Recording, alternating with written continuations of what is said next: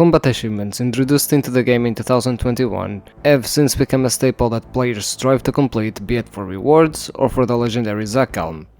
They might however not be as good as you think, so let's talk about them.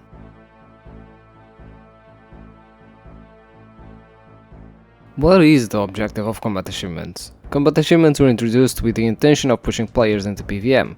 With combat achievements, not only do you have to try a wider variety of approaches at bosses and sharpening your skills for your bosses, you also get rewards for doing the bosses. This was the original intent by Jagex. What we can do is question how viable this actually is. Personally, I think it's a good thing. I do think bosses drop tables do need a change to make them healthier overall, but as far as PvM goes, giving bosses extra tasks is a good thing. Combat achievements aren't only for bosses however, they are also for regular monsters, most of the times Slayer monsters.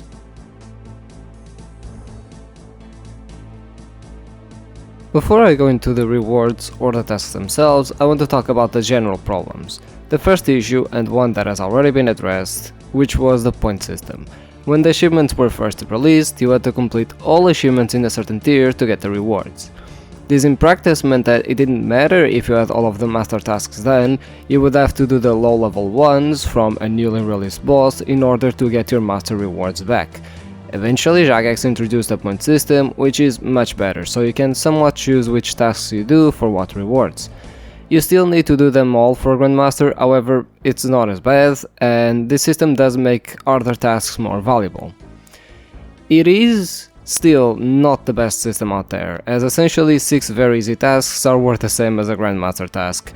I would much rather have a point system more based on those that we had in leagues in terms of points balancing, but this was a step in the right direction. Speaking of the difficulty of tasks, some of them are super easy while others are unbelievably hard, especially when some of them are part of the same tier. The difficulty is also tied to the overall level of the boss and not necessarily the difficulty of the task skill-wise. Some tasks are just things related to combat, like doing damage overall with trolls, but they are so scattered that I forgot they existed. For instance, there are only 2 tasks like this, entering the giant's den and killing one of each of the giants, and doing 100 damage with trolls. That's it. On the vein of this, the last point I want to, point to, while it is called the combat achievements, the vast majority of them are actually related to bosses. So much so that you can't even see the tasks related to non-bosses in game, since the game only shows bosses on the overall menu. Aside from the previous 2 combat tasks that I mentioned, 14 of them are for monsters and 3 of them are for boss tasks, quest boss tasks more specifically. The total amount of tasks? 526, meaning that boss tasks make up over 99% of the tasks in the entire system. This is far from balanced, especially considering that the non-boss tasks are relegated to either killing the monster, killing the boss, the quest boss in this case, in X amount of time, and speaking of tasks, let's actually get into those.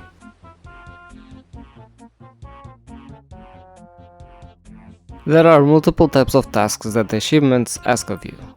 Kill count tasks but stamina, speedrunning tasks, restriction tasks, mechanical tasks, and perfection tasks. So let's take a deeper look into them. KC tasks. These are the most simple. You just get a certain amount of KC. Jagex ended up nerfing these tasks to very small numbers for some bosses because people didn't want to grind the boss. Aside the fact that collection log exists and you are playing RuneScape, I didn't see a necessity to reduce them. Either way, these tasks are fine, they aren't flashy, they are just the obvious expected tasks. Kill count stamina tasks. These combine having to get a certain amount of kills without leaving the area. These tasks aren't very hard, they are just a bit of RNG and with a bit of tweaking to your inventory. Any skill you display to make the run last longer is obviously welcomed.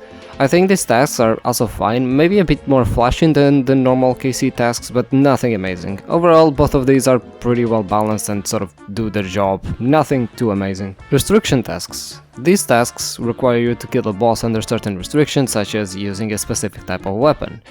These are, in my opinion, more focused on the fun of PvM and making you think a bit outside of the box by actually trying new gear and just opting for different loadouts. I think these are the highlight of fun but not super hard combat achievements and are the perfect introduction to PvM. Mechanical tasks. These tasks are a harder breed of restricted tasks. While you don't have restrictions, you do need to skillful fight the bosses. They are still fun and do make you think a little bit outside of the box again, requiring game knowledge and skill at the game. They are by no means super hard either, at least most of them, and are perfect to demand people to be a bit more skillful at the boss by actually trying to be good at it and master its mechanics. These, alongside the restriction tasks, are the highlights of combat achievements and what combat achievements should be. Somewhat challenging and fun tasks, engaging people to PvM, while asking them to think a bit differently than the vanilla way of doing PvM. Perfection tasks. These are a step up from mechanical tasks. They are more challenging since you usually need to kill a boss without taking damage from the avoidable damage sources. They can be stressful but are mostly reliant on skill. Sometimes they can be a bit bullshit, but overall be the top of combat achievements. There really aren't that many of them anyway, so even if you have trouble with some of them, you only need to do them once and then they are done forever. And lastly we have the speedrunning tasks, which hey mom, can we have KC tasks at home? We have KC tasks at home. And then KC tasks at home, fucking speedrunning tasks. Yeah, look, these are just glorified KC tasks. While they seem to take a lot of skill, as speedrunning usually requires skill, they actually don't entirely. You see, speedrunning tasks in RuneScape can be divided in three categories, or require three things. They require skill, they require gear, and they require RNG, meaning that you can actually only control 2/3 of the outcome. To make matters worse, some speedrunning tasks just require millions if not billions of GP in gear in order to even make it possible to get the RNG to get a specific time. Look, I love speedrunning, but speedrunning tasks in RuneScape are more about having the right gear and getting lucky than they are about skill. This is the nature of an RNG based game. If these tasks were required to be completed in maybe a speedrunning world where you just have all the gear available to you, I could see these tasks maybe being fun. As it stands, however, I would say that they should just be outright removed, or at least most of the time should be nerfed so there is a lot more room to achieve them. For instance, my PB at Solar was a 1 minute flat, using Venge and a pre-nerf blowpipe. My current PB is 56 seconds, 2 seconds away from the Grandmaster time. I achieved this by simply having a twisted bow and clicking on the boss and getting lucky. This is what makes speedrunning tasks dumb and why I would rather them be in speedrunning worlds, much like West speedrunning. Right now, as long as you have in-game gear and you get lucky, these tasks are just KC tasks in the sense that with enough kills, you will get lucky enough to get most speedrunning tasks. Overall, an issue with tasks is that the vast majority is either speedrunning tasks or KC tasks. You don't actually have as many mechanical or restriction tasks. KC tasks are present in all tiers and thankfully, speedrunning tasks are only present in Elite and above, otherwise they would inundate the achievement since most bosses have at least 3 speedrunning times. I would also love to see the introduction of a new category that focuses more on silly ways to kill the bosses. Diaries are about showing obscure and underused content or mechanics in RuneScape, and I think the combat achievements could essentially do the same. Lastly, some tasks just straight up require some rewards from previous tiers of combat achievements. Speaking of which,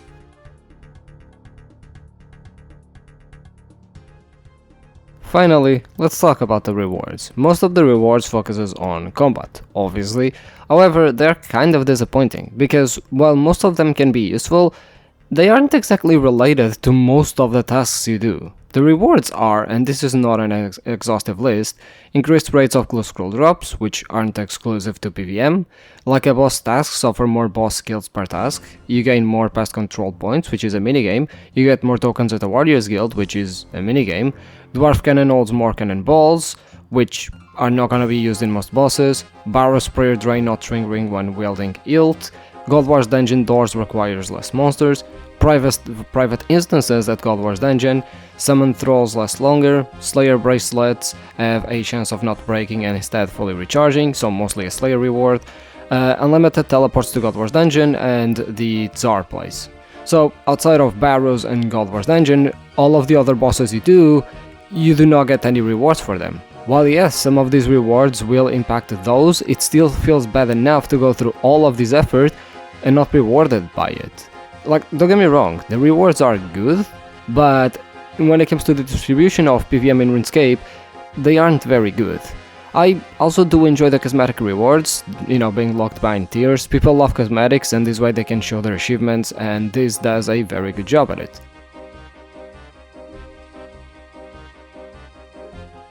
So let's talk about some of the tweaks we could do right now to make overall the combat achievements better. First of all, I would relax the speedrunning tasks, or just remove them or move them to a speedrunning world. I would also remove some of the KC tasks, as some of them are kinda useless since they are just lower amounts of tasks you need to do from the same boss anyway. Like how some bosses give you a task to kill it 10 times, and then they give you another task to kill it 25 times. If you're just gonna kill it 25 times anyway, the 10-point task just seems to bloat the combat achievements. I would also add the silly tasks as I've mentioned earlier. This can be a great way to show players that they don't need to be super efficient or skilled at the game to just enjoy PvM. If the objective is to have players get into PvM, this could be a really good way of doing so. I would also love to see the expansion of monster tasks and just overall combat tasks, as well as the rewards, which actually leads me to an interesting section.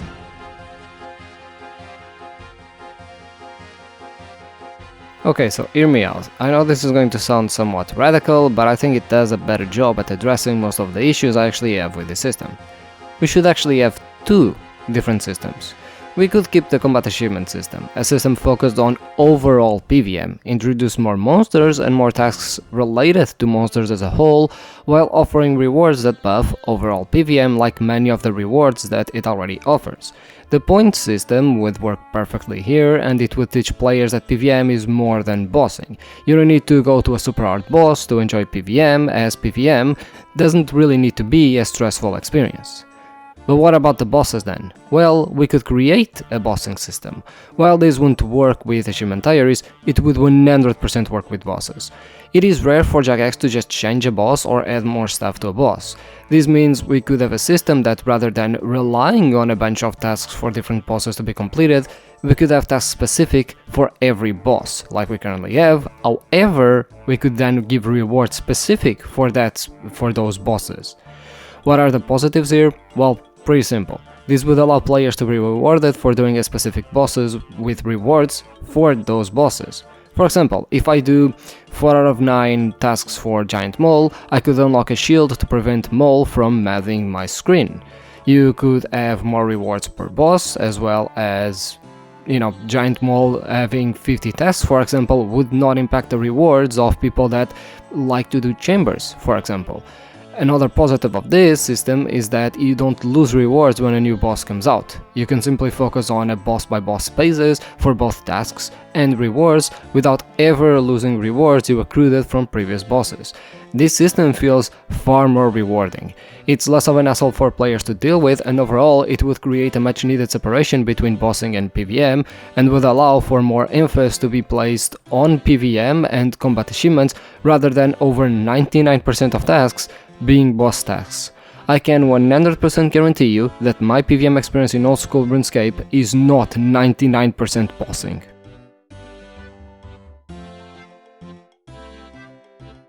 Look, I know I might have been a bit rough on combat achievements, saying that I didn't like them or whatever, but in reality my biggest problem isn't even with the tasks themselves, but rather with the system as a whole. I do believe we should have a bigger focus on non-bossing PvM and the separation between a bossing system with its own rewards and tasks where you don't lose rewards when new bosses come out, and have more boss-specific rewards would actually be the best case scenario here.